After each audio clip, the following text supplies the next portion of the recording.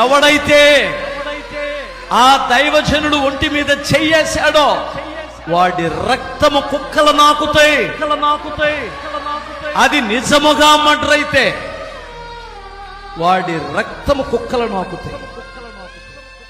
మీకు అర్థమవుతుంది? దేవుడితో పెట్టుకోవద్దు, దేవుడితో పెట్టుకోవద్దు.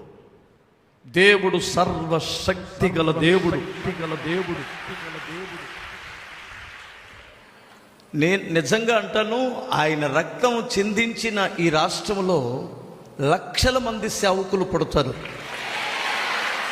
లక్షల మంది యవనస్తులు లేస్తారు. నిజమండి, లక్షల మంది యవనస్తులు లేస్తారు. అంత గొప్ప కార్యం జరిగిద్ది. అందుకని మనం అంత గొప్ప దైవ సేవకుని కోల్పోయినందుకు బాధాకరమే కానీ దేవుని పని మాత్రం ఈసమంతైనా తగ్గదు, పెరిగిద్ది.